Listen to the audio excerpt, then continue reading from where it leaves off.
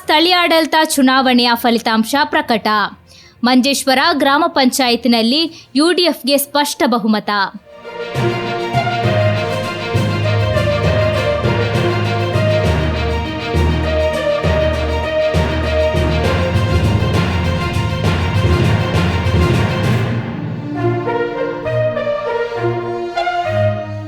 ಸ್ಥಳೀಯಾಡಳಿತ ಚುನಾವಣೆಯ ಫಲಿತಾಂಶ ಪ್ರಕಟವಾಗುತ್ತಿದ್ದಂತೆ ಮಂಜೇಶ್ವರ ಗ್ರಾಮ ಪಂಚಾಯತ್ನಲ್ಲಿ ಯುನೈಟೆಡ್ ಡೆಮೊಕ್ರಾಟಿಕ್ ಫ್ರಂಟ್ ಸ್ಪಷ್ಟ ಬಹುಮತವನ್ನು ಸಾಧಿಸಿದೆ.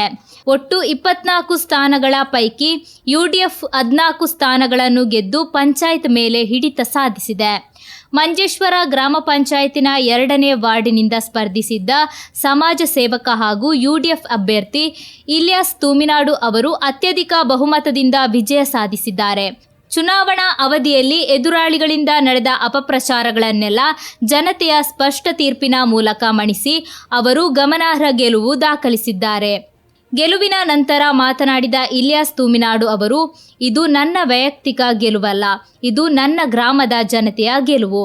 ನನ್ನ ಮೇಲೆ ನಂಬಿಕೆ ಇಟ್ಟು ಮತ ನೀಡಿದ ಪ್ರತಿಯೊಬ್ಬ ನಾಗರಿಕನಿಗೂ ನಾನು ಸದಾ ಕೃತಜ್ಞತನಾಗಿರುತ್ತೇನೆ ಎಂದು ಹೇಳಿದರು.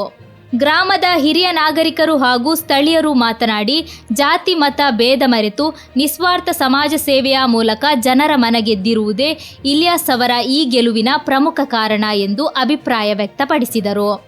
ಅಭಿವೃದ್ಧಿ, ಪಾರದರ್ಶಕ ಆಡಳಿತ ಮತ್ತು ಜನಸೇವೆಯ ಮೇಲಿನ ಬದ್ಧತೆ ಈ ಫಲಿತಾಂಶಕ್ಕೆ ಕಾರಣವಾಗಿದೆ ಎಂದ ಅವರು, ಇಲಿಯಾಸ್ ತೂಮಿನಾಡು ಅವರು ಪ್ರತಿಯೊಂದು ಮನೆಯ ಮಗನಾಗಿದ್ದಾನೆ ಎಂದು ಹೇಳಿದರು.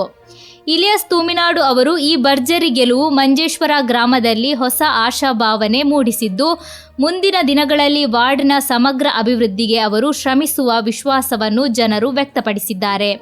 ಬಿಜೆಪಿ 6 ಸ್ಥಾನಗಳನ್ನು ಪಡೆದುಕೊಂಡಿದ್ದು, ಎಸ್ಡಿಪಿಐ 2 ಸ್ಥಾನಗಳಲ್ಲಿ ಜಯ ಸಾಧಿಸಿದೆ. ಇನ್ನು ಪಿಡಿಪಿ ಹಾಗೂ ಸ್ವತಂತ್ರ ಅಭ್ಯರ್ಥಿಗಳು ತಲಾ 1 ಸ್ಥಾನವನ್ನು ತಮ್ಮದಾಗಿಸಿಕೊಂಡಿದ್ದಾರೆ.